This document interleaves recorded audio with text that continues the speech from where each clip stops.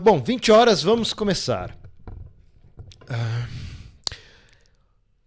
Olá a todos, estamos começando mais um programa Lendo Novos Autores, hoje com a primeira participação de uma autora. Estamos contando aqui com a participação da Érica Prado. Tudo bem, Érica? Tudo ótimo. E com você, Paulo? Tudo bem, muito bacana ter você aqui, como a gente estava conversando agora há pouquinho. Parabéns pela coragem de ser a primeira mulher a se apresentar aqui como nova autora. E assim, gente, às vezes as pessoas ficam com receio, pensando, vou deixar alguém que já escreve há mais tempo participar, mas não precisa. Aqui, como o nome do podcast diz, é ler novos autores, então a experiência de você que está começando nas letras ou que já tem alguma coisa escrita, então não se preocupe.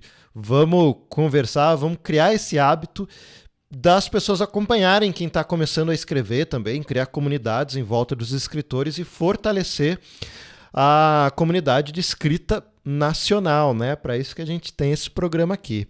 Então, muito legal ter você aqui, Érica. E conta um pouquinho pra gente de você, como é que você começou a escrever, enfim, Ah, fala um pouquinho pra gente. então, eu comecei a escrever aos 12 anos. Já faz metade da Uhum, minha vida que eu escrevo. E eu escrevia muita fanfic, gostava de compartilhar em comunidades de fanfic, no Orkut a gente escrevia bastante. só falar um E era uma coisa pouquinho, que eu tá batendo o microfone, aí tá fazendo barulho. Se puder levantar um pouquinho pra não ficar me roçando segurar na muito. roupa, já resolve. Acho que. Então, melhorou? Melhorou já. Então, e aí eu não tinha muitas pretensões de ser uma autora profissional, mas eu sempre Uhum, tive a pretensão de escrever sempre, né? De seguir minha vida sempre escrevendo. E uhum. aí a idade adulta mostrou que as coisas não são tão simples, que o tempo não é tão disponível quanto na adolescência, ver a faculdade junto com estágios e trabalhos que roubavam meu tempo. Atualmente eu também trabalho com uma carga horária muito grande, então no final do dia eu estou exausta demais para escrever. E tudo isso contribuiu para que eu demorasse muito para colocar a cara no sol, sabe? Tentar Sim, sim. mostrar as coisas que eu faço, por mais que eu não tenha parado de escrever durante todo esse tempo. Além, é claro, de ser necessário uma disciplina, eu escrevi um romance e não fiquei satisfeita, então eu não botei no mundo. Eu escrevi um livro de contos, um texto que vai ser lido é um conto desse livro também aqui. E Uhum. eu estou atualmente trabalhando em um romance e eu estou tentando divulgar mais as coisas que eu faço. Eu divulgo só no Instagram, porque eu não tenho condições de gerenciar muitas redes sociais. Mas Uhum. lá eu posto poesias, alguns contos, pinturas que eu faço também, e eu faço um diário de escrita que eu compartilho o processo de estar escrevendo esse romance que eu estou fazendo agora. E Legal. o que eu escrevo é ficção científica. Há É. muito tempo que é o que me vem, assim. Uhum. É engraçado que as novas tecnologias meio que mudaram um pouco o lugar do escritor, né? Ele não é mais aquela figura solitária que escrevia e mandava os seus textos para o editor e às vezes ninguém nem sabia como era a cara do escritor. Hoje, o escritor que não faz um trabalho, né, de divulgação, que não tem uma presença online, dificilmente é lido, né? Então é interessante que você já está ligada nisso, né? Sim. Bom, É, diga. inclusive é uma questão de que eu estava conversando com um amigo meu de como a gente precisa se desdobrar para se adaptar às Uhum. novas realidades, né? Porque no final das contas a gente está trabalhando para redes sociais e impulsionando algo que transforma a modernidade nem sempre de uma maneira legal. Uhum. Mas também é importante que a gente esteja presente nisso e transformar isso um pouco em um espaço de arte para também não, se não vira só um antro de fake news e É. sensacionalismos. O potencial da internet é imenso, tanto para o bem quanto para o mal, né? Ah, agora sim, pelo que eu entendi, então, você começou com esse gosto pela escrita desde muito pequena, né?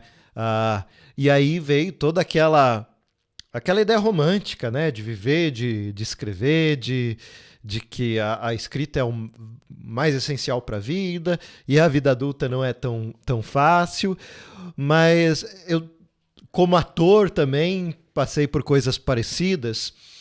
E o que eu quero te perguntar é se você acha que já entendeu qual que é a sua missão enquanto escritora. Se você já tem ideia de sobre o que você quer escrever e por que aquele assunto é importante para você, ou você acha que ainda está investigando isso? Eu acho que eu tô no caminho, sabe? Eu acho que Uhum. é um caminho que eu vou continuar percorrendo sempre. Eu escrevo sobre questões que me inquietam, tanto no que eu Sim. leio quanto no que eu observo do mundo. E eu sempre tento estar consciente, às vezes não quando eu vou escrever, mas quando eu escrevo e eu vejo que eu escrevi, eu procuro refletir sobre qual é a mensagem que eu estou passando, sabe? Porque você Uhum. está sempre passando uma mensagem. Eu não Sim. gosto muito da ideia do escritor que quer ser neutro, que quer ser isento de qualquer ideia, porque você está sempre passando alguma mensagem com aquilo que você está escrevendo. Então, mesmo quando eu simplesmente escrevo por diversão e tal, eu nunca não analiso isso que eu estou fazendo, né? E as mensagens que eu vejo, que eu me vejo passando são sempre relacionadas a questões de identidade, de classe, de existenciais também, né? Uhum. São Ah, vários temas. não, tem tudo a ver, e eu acho que isso que você está dizendo, essa investigação, bate com o que aparenta ser a sua idade. Eu acho que então tá num caminho bem legal. Ah, vamos dar um alô aqui pro pessoal que já está aqui no chat, mandando um monte de mensagem. Então, Robson Loureiro, mais uma vez aqui, primeiro que chegou. Fernanda Lima, boa noite. Boa noite, Matheus Andrade. Ana Paula Oliveira. O Alex Nunes, que foi o nosso autor da semana passada. A Alzene Prado, boa noite. Leon Lacerda também. E Matheus Andrade, eu já tinha dado olá para você. Bacana. O pessoal tá gostando aqui de ficção científica, falou que a ficção científica, ficou todo mundo aqui animado, né? Então, Ah, eu entendo. É apaixonante mesmo. tá criando expectativa. Antes da gente ir para falar do conto especificamente da Érica, lembrar para vocês da Tag Livros, nossas caixinhas lá em cima. Temos uma parceria com a Tag Livros. A Tag Livros é um sistema de assinatura. Todo mês você recebe uma caixinha em casa, ou duas, se você assinar as duas caixas da Tag Livros. Uma delas é no modelo curadoria, que é igual caixa de histórias, ou seja, uma pessoa é convidada para indicar um livro. E aí ela fala o porquê é esse livro, tem uma revistinha com muita informação que é bacana também. E tem o Inéditos, que são livros que estão sendo lançados pela primeira vez no Brasil. Então, são sempre livros muito bem selecionados, tá? E se você quiser usar o cupom CAIXATAG30, você leva 30% de desconto no primeiro mês, tá bom? Bom, então fala pra gente sobre o conto, do que se trata, qual que é a sinopse. Então, o conto que eu mandei, como eu falei mais cedo, ele faz parte de uma coletânea de contos de ficção científica que eu Uhum. escrevi bastante como um exercício também para desenvolver os universos nos quais eu me aprofundo mais nos romances que eu estou desenvolvendo, né? O Uhum. conto que eu escolhi é um conto de Ano Novo, eu achei que seria pertinente, já que a gente está em novembro, Sim. e dezembro, quer É. dizer. Já. E é é o conto mais simples que tem nessa coletânea, mas eu gosto muito dele porque justamente pela simplicidade, sabe? Uhum. Eu até escrevi uma pequena sinopse no e-mail, né? Os personagens Daniel e Diana, eles se encontram no terraço para comemorar o Ano Novo e começam confrontar suas ideias e suas expectativas em relação à existência e ao futuro mesmo, tanto pessoal quanto social. Uhum. Bacana, não, bacana. Essa ideia de usar o conto, né, como um laboratório de escrita, eu acho que é algo muito, muito válido. Acho que muitos escritores fazem isso, né? Você tem vários livros que nascem de contos, romances que se tornam maravilhosos, seja que venha numa estrutura de contos capítulos, né? Seja que o autor recontando aquilo de uma forma mais extensa, né? Eu consigo lembrar aqui, sei lá, de Vidas Secas, por exemplo, que surgiu do conto Baleia, né? Enfim, então é um exercício bem legal, e eu acho que o conto dá para o autor uma noção de coesão da história que o romance sozinho não dá. Então você escrever, você vai ter uma noção de ver o global de uma forma muito mais clara, que vai te ajudar muito mais no romance. E o poder de síntese também, né? Então, acho que todo autor deveria, pelo menos, se aventurar em escrever alguns contos antes de pensar em escrever sua série de 6 livros de um universo gigante que vai ser sucesso internacional, né?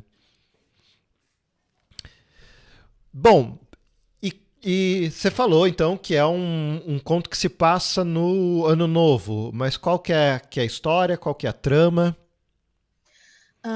A trama é um encontro no terraço, um encontro clandestino entre esses dois personagens, em um terraço alheio, e a celebração deles, o diálogo entre eles durante essa celebração e tudo mais, e a fuga no final.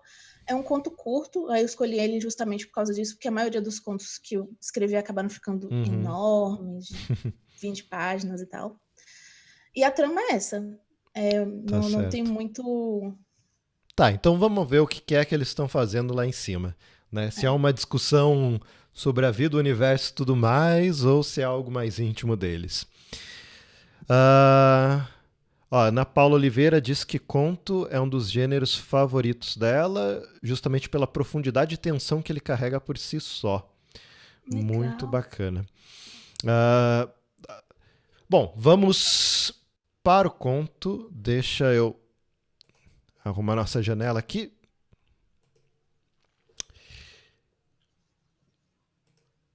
Ok. Vou botar a gente um pouquinho mais para cá. Pronto. Então, vou começar, gente. Beber um golinho d'água antes, né? Porque...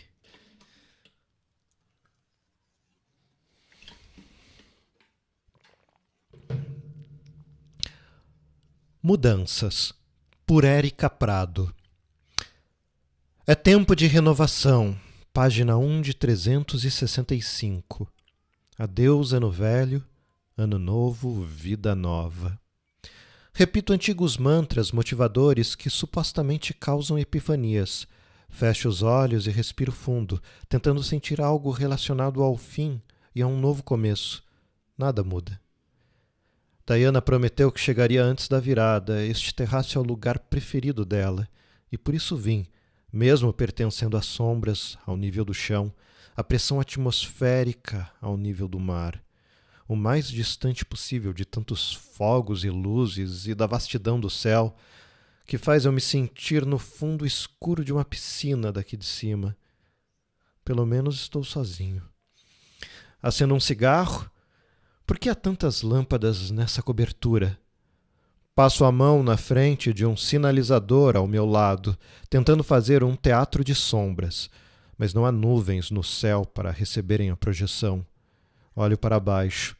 A altura me dá vertigens. Mas não desvio o olhar. O pior que pode acontecer é eu perder o equilíbrio e despencar 130 andares. Será que o tempo da queda me permitirá terminar o cigarro? Diana chega. Sei disso porque as luzes se apagam e me viro antes de ouvir seus passos. Ela sorri. Todas essas lâmpadas ofuscam o céu, não acha? Ela traz uma garrafa de champanhe em uma mão, mantendo a outra no bolso. Deixa eu adivinhar, digo, puxando a mão do bolso. Não deixo, diz ela. O jogo da loteria. Ela dá uma gargalhada, jogando a cabeça para trás. Está usando um batom vermelho que a deixava muito bonita quando ri assim. Pobre Diana. Ela raramente ficava bonita. Jogo do bicho, falou, tirando o papelzinho do bolso como se fosse um coelho da cartola. Essa é novidade. Mas então ela puxou do bolso de trás da calça um bilhete diferente. Esse é o jogo da loteria. Dou outra tragada no cigarro antes que o vento fume tudo. Diana franze o nariz, mas não comenta nada sobre câncer de pulmão dessa vez. Aliviado, recosto no parapeito. Sorriu como se devesse isso a ela. Então quais são suas esperanças de ano novo? Pergunto. Ah, Dani. Diana pousa a garrafa no parapeito ao meu lado e me olha de soslaio. O que foi? Me conta. Não.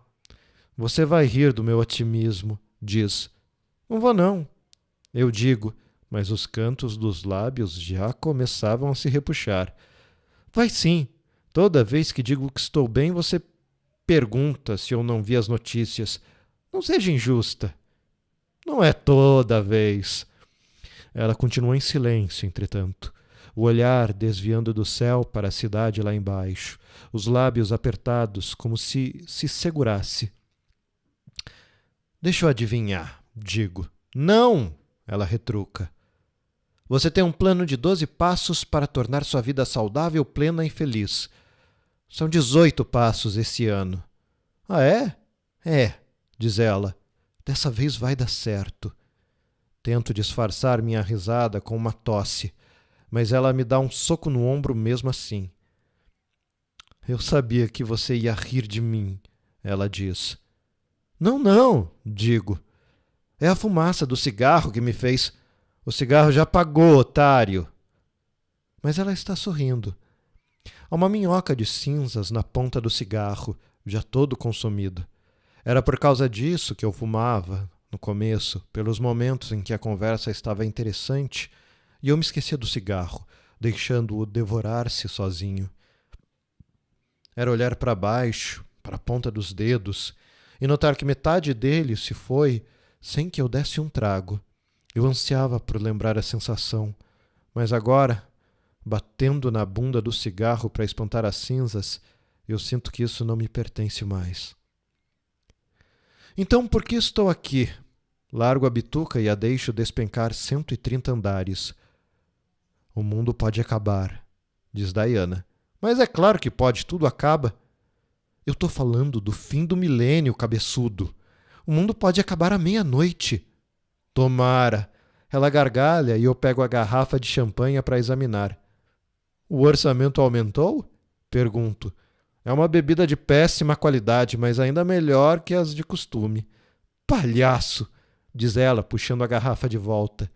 Esse pode ser o último brinde de nossas vidas, então me permite ser um pouquinho extravagante. Você acredita mesmo nesse papo de fim de mundo? Fim do mundo? Eu acredito potencialmente em tudo. Olho para o céu, 2 estrelas solitárias resistem ao brilho dos fogos antecipados e das luzes da cidade, mas então percebo que uma delas é apenas o antigo farol da Barra, aceso para celebrações. O que vai ser? Pergunto. ETs? Um meteoro? Deus? Deus, com certeza. Ela fala sem pestanejar. Se fosse um meteoro, alguém já teria visto, e os alienígenas não se interessam por nós. E por que Deus se interessaria? Tá, o que você acha então que vai acontecer? Diana perguntou. Eu acho que está constantemente acontecendo. O fim do mundo se prolonga. É tipo um filme muito longo em que os atores precisam mudar sempre, porque não vivem o suficiente para ficar até o fim. Penso um pouco, então digo. Se o apocalipse fosse agora, pelo menos eu poderia saber como acaba. Diana olha as horas.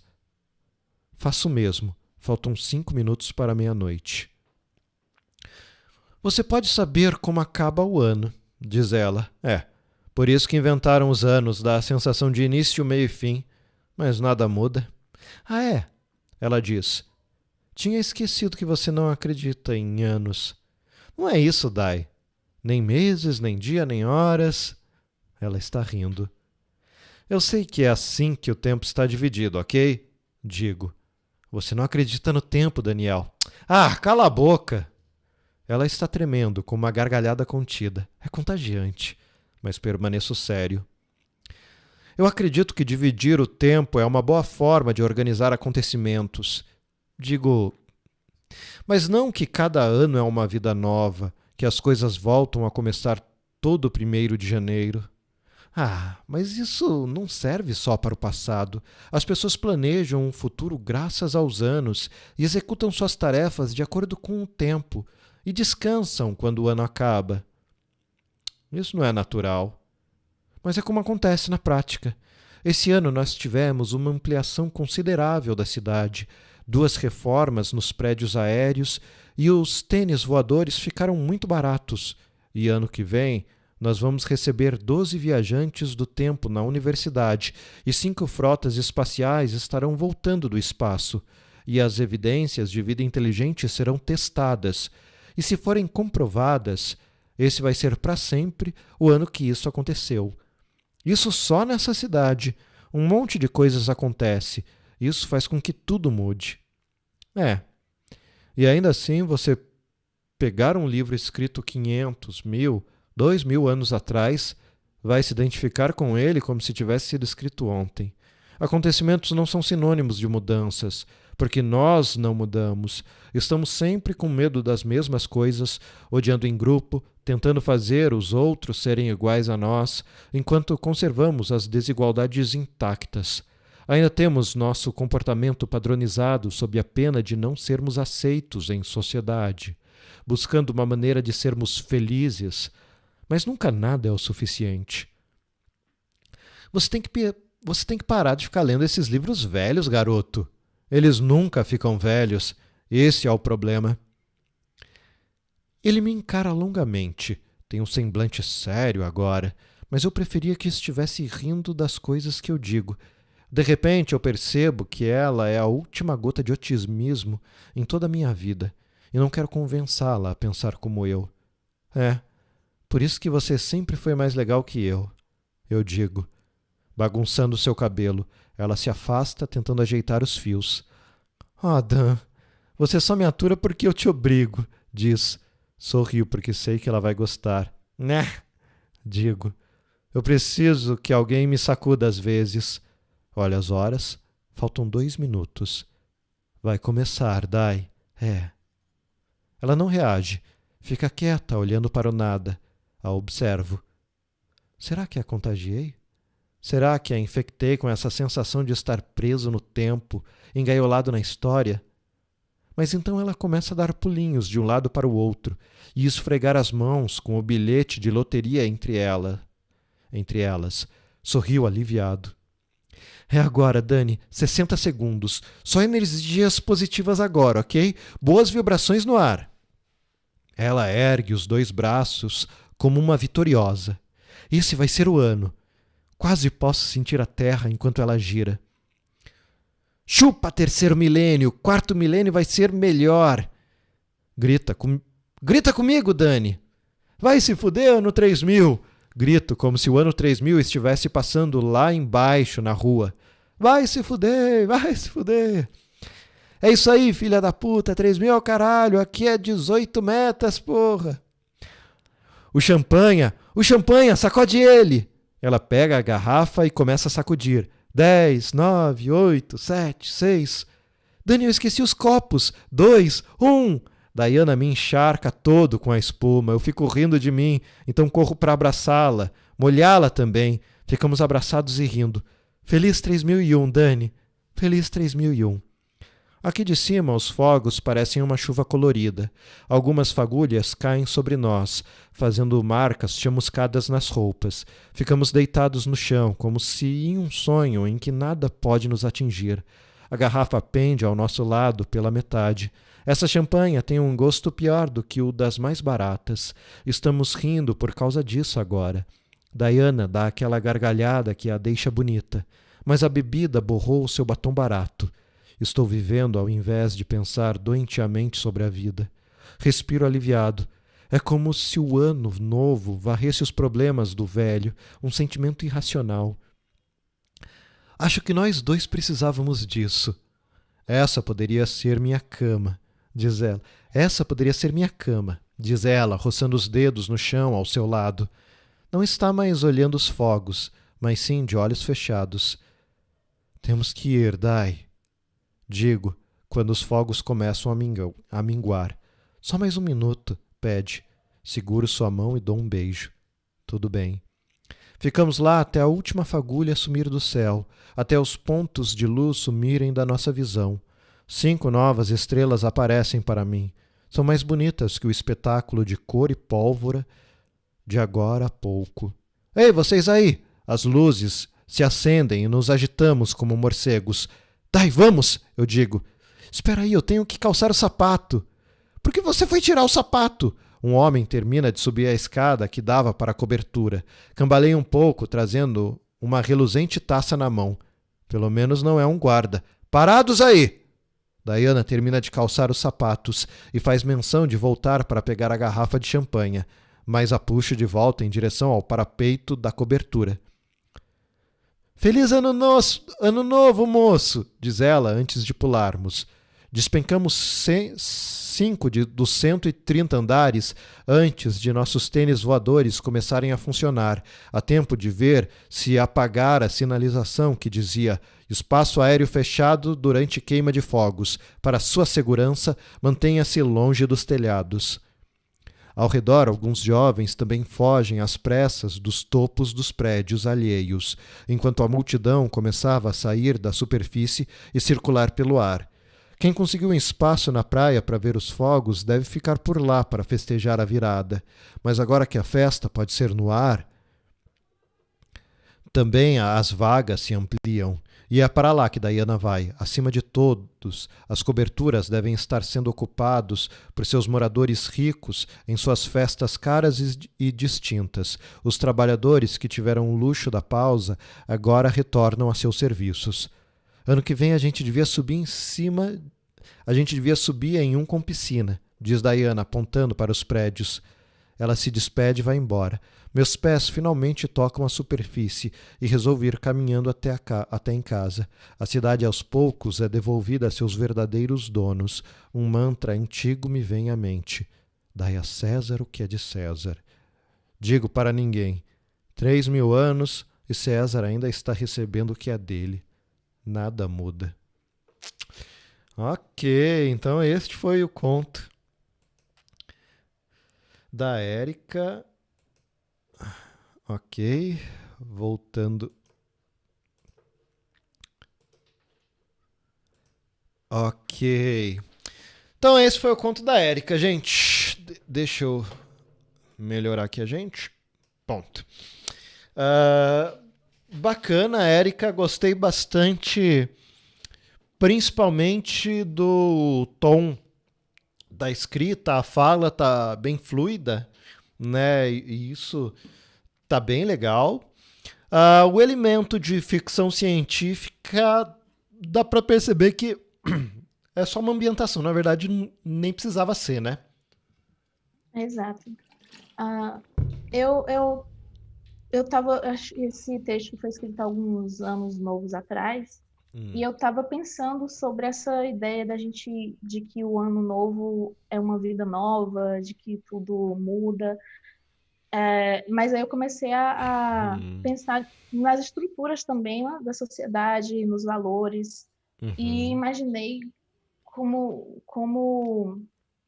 se 3.000 anos na frente acontecessem milhares de coisas, alienígenas, viagem no tempo, exploração espacial, mas a gente ainda permanecesse com os mesmos valores, com a mesma estrutura, o mesmo sistema, que é uma coisa que eu vejo muito na ficção científica, de exploração espacial, ou histórias que se passam milhares de anos no futuro, mas ainda é um sistema capitalista, ainda é um governo corrupto. E aí eu inseri esses elementos de ficção científica, são elementos bastante comuns, né? Tênis voador, viagem no tempo e tal, para poder colocar essa ambientação e inserir esse sentido também na especulação do conto. Eu achei bem interessante que não é uma história de romance. Mas também não parece necessariamente que é uma história de amizade. Parece que a relação das personagens, na verdade, não importa, né?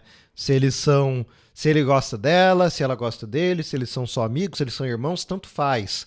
A importância é justamente a forma como um completa o outro, né? Isso eu achei interessante.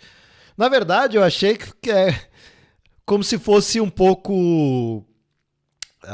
me fugiu o nome agora, como é que é? E aquele filme da Disney dos sentimentos, como é que é? Bom, daqui a pouco a galera vai lembrar. Ou então aquela ideia do anjinho e o diabinho no ombro das pessoas. Sabe? Ou seja, é como se, na verdade, essas duas personagens fossem as duas facetas de uma pessoa só, sabe? A ideia da pessoa mesmo, pensando, talvez o cara seja aquilo e a menina seja o desejo de viver dele, o desejo de ser feliz e que se perde na briga, talvez, contra uma depressão, não sei, sabe? Divertidamente, isso todo mundo aqui tá dizendo. Sabe? Achei um quê de divertidamente na relação. Não que é exposto, mas é que assim, o modo como os dois se apresentam e discutem, né, mostrando seus pontos de vista, e um já conhecendo tão bem o outro e brincando, já sabendo o que o outro vai dizer, mas ainda assim precisando ouvir o que o outro vai dizer. Essa intimidade me parece muito quando a gente está discutindo com a gente mesmo, que a gente tenta se convencer de coisas que a gente já sabe, e a gente traça muitas vezes as mesmas discussões na nossa mente infinitas vezes. Então, achei muito interessante, assim, é quase como se fosse, sei lá, uma parte da sua cabeça de uma reflexão de algum dia que você fazendo com você mesma sobre faz sentido isso, tem um pouco disso na criação? Tem sim. Na verdade, esse conto ele saiu bem rápido. Acho que quando eu escrevi a fala de um personagem, eu já mentalmente vinha a contrapartida, sabe? Acho que tem um pouco de mim também sobre como o personagem masculino ele dá a sensação de achar a amiga um pouco ingênua, inocente e tal, mas também não querer estragar essa característica dela. Eu acho que faz sentido isso que você falou, sim. É engraçado essa ideia, né? As pessoas acham que ser frio calculista, ser dark para baixo, te faz mais sábio e ser feliz e sorridente te faz ingênuo, sem malícia. E isso só demonstra a ingenuidade de quem acha que ser mal é ser fodão, né? Então... Nossa, às vezes a pessoa só é mal e acha que é inteligente por causa disso. Enfim, a pessoa acha que é inteligente gerando complicações para a vida dela que são simples escolhas, né? O que isso não me parece nada inteligente, né? O Robson está dizendo aqui, ó, que é interessante que o conto não precisava ter elementos de ficção científica, mas faz todo sentido a narrativa, porque completa o sentido final do conto de que nada muda, né? E sim, concordo, e foi bem o que você falou, realmente. Poderia ser pessoas nos tempos atuais fazendo essa mesma reflexão que teria o mesmo sentido, mas você jogar para o futuro, você amplia. E é interessante que você não descreve muito o futuro. Às vezes parece o futuro de volta para o futuro, mas você pode também ver como um futuro cyberpunk também encaixa, tanto faz, na verdade, porque o importante é só saber que é um tempo. Muita tecnologia mudou, mas as pessoas continuam as mesmas, as inseguranças continuam as mesmas, a alma humana continua a mesma. Isso é bem, bem interessante, essa reflexão.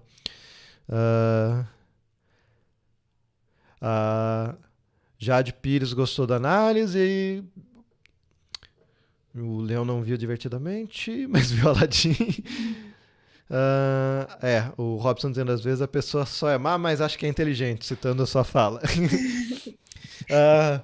Legal, gostei bastante. Acho que o conto tá bem redondinho. Como você disse, é um conto mais simples, despretensioso, faz essas reflexões, e eu acho que ele acaba fazendo aquela discussão que é o que a gente acaba se fazendo quando a gente se pega diante dessas grandes questões metafísicas, né? Qual o sentido de tudo isso? Há um sentido no final? Para que a gente se esforça, se quebra a cabeça tanto, se no final a gente vai deixar de existir? Fernando Pessoa dizendo, não sou nada, não posso ser nada, a parte disso, não sou nada, nunca serei nada, não posso querer ser nada, a parte disso guardam-se em mim todos os sonhos do mundo. Os sonhos do mundo. E depois ele fala que hoje eu vejo uma placa na frente do bar, amanhã não vai mais existir o bar, nem a placa, e nem a rua, e nem a ideia de placa vai existir. Então para que tudo isso? Né? Então quer dizer, essa discussão a gente sempre teve, a gente sempre vai ter, mas no final a gente sempre acaba caindo na única resolução que a gente pode ter de tudo isso, que é, na falta de respostas, a única coisa que a gente pode fazer é tentar fazer o melhor possível com o tempo que nos é dado, né? Então eu acho isso muito legal e acho a postura da Daiane bem interessante, porque ela parece saber disso, enquanto que o Daniel finge não saber disso, né? Ele não quer saber disso. Eu acho que é aquela pessoa que tem medo de ter esperança, sabe? Daiane é minha preferida, é claro. A gente tem medo de ter esperança porque tem medo de quebrar a cara, né? Aí a gente pode entrar no dilema do ouriço. Mas você vê que ele precisa mais da Daiane do que a Daiane dele, né? Com certeza. Tanto que no final ela vai para outra festa e aquele foi o ápice da noite. Sim. Isso é bem interessante. Vocês aqui no chat, se alguém tiver alguma pergunta para a Daiane, agora é a hora. O Robson havia perguntado quais são suas influências, seus autores favoritos. Olha, eu leio de tudo, sabe? Eu não fico muito apegada no que eu acho que as outras pessoas vão me achar mais cult por ler. Então, dos best-sellers mais bobos aos clássicos, eu tô lendo. Agora, que me influenciam mais na ficção científica, que é um gênero que eu venho abordando há muito tempo, eu gosto muito de George Orwell. Fiz até minha monografia foi sobre o Orwell, o Huxley e o Zamiatti. Gosto muito dos três. A Margaret Atwood. Eu gosto muito de uma coisa que tem em comum entre o Orwell e Atwood, que é a forma como eles colocam a Revolução, principalmente em 1984. Porque ambos os livros terminam, o personagem, a gente ou vê um fim trágico para ele, ou não vê muito bem o fim dele, mas existe um apêndice de pessoas no futuro estudando aquele tempo, mostrando que aquilo mudou, que a Revolução veio, embora aquelas pessoas em si, elas tenham morrido sem poder presenciar. Eu estou atualmente perdidamente apaixonada pela Octavia Butler. Eu recentemente li o Kindred e tô querendo ler mais coisas dela. Eu achei incrível a forma como ela subverteu um pouco a viagem do tempo no Kindred, que geralmente são homens brancos voltando no tempo e é tudo maravilhoso, tudo tranquilo, tudo bonito. Mas e se uma mulher negra voltar? Que horrores ela não vai presenciar e sofrer, né? Sabe... É uma coisa simples e foda. Não, tem todo sentido. Muitos distópicos, né? Eu tinha visto essa ideia de uma negra voltando no tempo inicialmente em Doctor Who, quando o doutor volta com a Martha Jones, né? E ele vira um professor e ela vira a serva dele, né? E ela é quem realmente sabe de tudo que está acontecendo, né? Então ninguém dá ouvidos, nem ele dá ouvidos a ela. Sim. Então mas claro, a Octavia Butler faz isso com uma profundidade infinitamente maior. Até porque é uma série que nem se propõe a isso, né? Bem família. Né? Acho que tem um episódio também mais recente com a Bill e o Capaldi. E quando adotou é mulher também, ela enfrenta problemas voltando. Inclusive, Doctor Who é uma referência muito forte para mim. Eu sou fãzada, inclusive eu cliquei no seu Legal. podcast por causa do desenho da Da tarde. logo. Né? Legal, legal. Ah, bacana. Tá aí uma referência não distópica um pouco mais positiva, assim como a Daiane. Né? Vou dizer um ponto que eu achei interessante. O começo, eu achei um pouco brega a descrição do Daniel. Dele, eu estou em si. Parece o Batman falando, eu sou a noite. Eu sou sombrio, eu sou né? Mas depois, de certa forma, pareceu que assim foi proposital ser brega, porque ele está sendo brega e a relação com ela mostra isso. É isso aquele mesmo? garoto de 14 anos que leu Nietzsche, não entendeu, mas se achou uma pessoa mais sombria e solitária e diferente de todo mundo. Uhum. Eu Legal, fiquei legal. bastante ansiosa com esse começo também, porque como eu escrevi já faz um tempinho, depois que eu li, eu também achei ele um pouco fraco, Uhum. mas eu resolvi manter. Um pouco, porque tá um pouquinho brega. O personagem, às vezes, acaba sendo mais expositivo também, né? Mas, enfim, não acho que seja um problema justamente porque você meio que tira sarro dessa característica dele depois, né?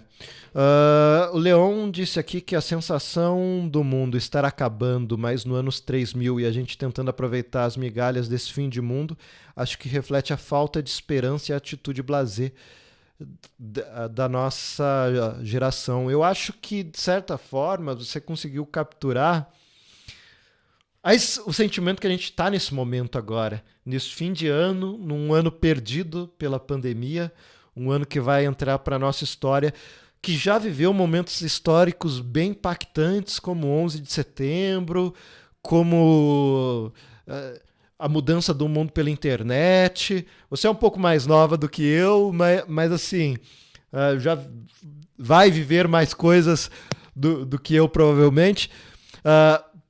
Mas a minha geração que cresceu nos anos 80, as gerações posteriores, é uma geração que viu muitas mudanças no mundo, né? Muito rápidas. O jeito de se viver vai mudando de uma maneira muito rápida. E a tecnologia, tudo isso, a forma como a gente encara as coisas, acaba sendo muito rápido e nem sempre é fácil a gente se adaptar a isso, né? E esse ano, a gente vivendo esse ano, perdido esse marco na história e não sabendo como vai ser o futuro, ainda incerto, por mais que uma vacina aparenta chegar. No Brasil, sabe-se lá quando, com o nosso governo, se a gente vai conseguir ser vacinado em 2021. A gente fica, em essência, com uma sensação negativa, querendo sentir querendo chamar uma positividade, uma esperança, mas sentindo um peso dentro da gente. Então eu acho que esse conflito que aparece no texto pelos dois personagens está dentro de todo mundo. Talvez por isso eu senti tão divertidamente. Inclusive tá rolando muitas piadas assim na internet de que a sensação é de que o coronavírus às 23h59 do dia 31 vai sumir e que 2021 vai ser diferente, mas a gente sabe que não vai. E historicamente a gente realmente vive um tempo a gente vê uma queda do otimismo, na verdade, né? O mundo nunca foi um otimista. Na Idade Média, todo mundo queria tanto ir para o céu porque vivia 30 anos, 25, se fosse mulher. E a gente vê essa ideia de progresso surgindo com o positivismo, com o iluminismo, o renascimento, a ideia de que o mundo vai para frente, que as coisas vão melhorar, que tudo novo vai surgir. E realmente muitas coisas novas surgem, mas aí a gente vai percebendo que não necessariamente as coisas vão ficar sempre melhorando e melhorando e melhorando ao longo do tempo. E isso é um choque de realidade. Porque, por exemplo, você menciona a minha idade. Eu cresci no governo Lula achando que depois que eu formasse eu já ia ter um emprego e depois de eu ter um emprego eu ia ser promovida, porque era mais... Tinha emprego, né? Tinha emprego. Mas agora a gente vê o que as pessoas se formando, ficando desempregadas, isso quando conseguem se formar. Sim. E um choque de realidade não só da idade adulta, mas também do tempo de crise que a gente está vivendo. Essa sensação de fim do mundo, como o Leon Lacerda diz, né?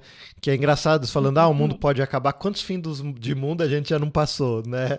Quantos fins de mundo a gente já não sobreviveu nos últimos anos, né? E continua. A Dinael chegando no final da live, mas obrigado por estar presente mais uma vez, a Dinael. O Robson tá dizendo aqui que a Martha Jones é injustiçada. Tem uma galera que não gosta dela, né? Eu acho ela uma das melhores companions. Né? Bom, eu gosto de todo mundo, então. E o Robson tá me dizendo aqui que eu sou idoso.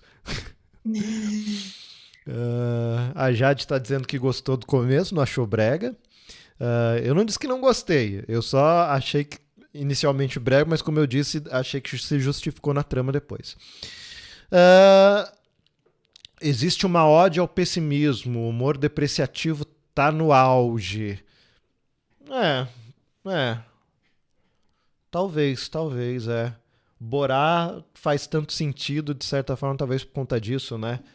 Filmes como Idiocracy, essa coisa, né? A gente sentir como se a gente tinha um monte de potencial e a velha piada, né?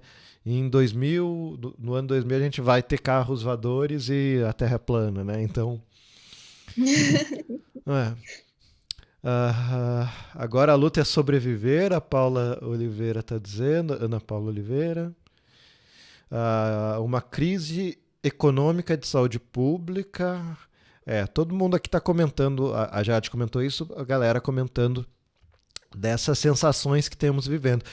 Você vê, seu texto tá ecoando dentro do pessoal aqui no chat, essa sensação de desespero e essa necessidade por um otimismo de não sabe de onde tira. Então, todo mundo que tiver alguma ideia, alguma boa notícia, por favor, traga a gente. Cadê as Dianas para iluminar o nosso dia e ser o ponto alto da nossa noite? Né, Érica? Obrigado por ser esse ponto alto aqui nesse comecinho de dezembro com a gente, com esse texto. Muito obrigada. Desespero. O Matheus quer saber das suas influências políticas, Érica, na construção da obra. Então, eu sou anarquista e sou uma mulher negra. Então, você não vai me ver fazendo textos onde todo mundo é branco e o futuro brilhante é um futuro em que o capitalismo é altamente desenvolvido. Então, acaba que representatividade LGBT, feminina e tal, é uma coisa muito mais natural para mim, porque eu percebia que quando eu escrevi fanfic lá em 2000 e poucos, quando eu tinha 15 anos, todo mundo era branco, morava na Europa, tomava café no Starbucks com coque e cabelo liso, e nenhuma dessas pessoas tinha nada de mim, era só essas influências que eu fui percebendo que se colocam pra gente como medidas pra gente tentar se encaixar, né? Eu também, então, minhas utopias, elas nunca vão ser um governo como o de Asimov em Fundação, em que existe uma aristocracia e um governo centralizado. Minhas utopias, elas vão ser utopias nas quais não existe classe, não existe um governo, não existe a necessidade do comando de um homem sobre o outro, da sociedade sobre outra, assim, expansionismos e impérios, sou anti-imperialista. Então, essas influências políticas que estão sendo, né, colocadas na obra, mesmo que eu não mencione elas, como a gente falou mais cedo, não existe neutralidade. Então é bom a gente estar consciente sobre o que a gente está falando. Legal. Você já escreveu alguma coisa em afrofuturismo? Já estudou um pouco esse lado? O projeto que eu estou trabalhando agora, eu não sei se ele se encaixa perfeitamente em afrofuturismo, mas eu acho que está muito perto disso, justamente por causa das influências afrofuturistas que eu tenho buscado, não só na ficção, mas na música, no desenho e tudo mais. tenho estudado muito as cosmovisões indígenas e africanas que completam tão bem a nossa noção de que o mundo ele deve ser um lugar no qual todos se sintam parte da natureza, que nós somos parte desse mundo. O projeto que eu estou trabalhando, ele traz muito isso, principalmente da cosmovisão indígena. Mas eu não sei se posso defini-lo como afrofuturista. Tá certo. Embora seja futurista e protagonizado por pessoas negras e tenha essa cosmovisão. Ana Paula aqui está perguntando se você tem alguma indicação de autor nacional. Olha, de ficção científica, o autor que eu gosto bastante é o Roberto Souza do Caos. Ele, além de ter vários livros bem legais, não li todos, ele também tem um trabalho acadêmico sobre ficção científica muito bacana que eu tive a oportunidade de conhecer quando eu estava escrevendo a minha monografia. É um dos autores da velha guarda da ficção científica nacional, né? Ao lado do Carlos Orsi, enfim, tem uma galera boa das antigas também que tem que ser que pavimentou o caminho para essa galera nova que está surgindo aí. Então, muito bacana ser lembrado desse pessoal. Bom, gente, estamos encerrando, então. Se tiver alguma última pergunta, agora é a hora, porque a gente vai terminando. Enquanto isso, Érica, onde é que o pessoal te encontra? Suas redes sociais? Você falou do seu Instagram. Olha, eu só tenho publicado coisas da minha arte no Instagram mesmo, justamente pelo que eu mencionei mais cedo, de redes sociais serem bastante difíceis de gerenciar. O meu Instagram é @grafomania. Grafomania é a necessidade patológica de escrever e fazer registros gráficos, e por isso eu coloquei, porque eu coloco meus desenhos e as coisas que eu escrevo lá. Tem poesias, postei um conto esses dias também, tem pinturas, e é isso, é o que eu... Alguns vídeos também, o meu diário de escrita, que não é bem um diário, porque eu não tenho condições de fazer vídeo sempre, mas também estou publicando, compartilhando essa experiência lá. Tá certo, muito legal. O Alex está agradecendo você ter mostrado seu trabalho aqui. A Ana Paula está dizendo que amou as referências, as colocações, é obra impecável. Todo mundo aqui te parabenizando, Matheus também, dizendo que é seu fã. Então, gente, muito obrigado, foi muito bacana, Érica. E é isso, gente. Então, se você é autor, quer participar, manda um e-mail para caixadehistoriaspodcast@gmail.com ou faz como a Érica, fala comigo no Instagram, no Twitter, entre em contato e vamos marcar um dia para você participar também, tá bom? É isso, pessoal. Beijo!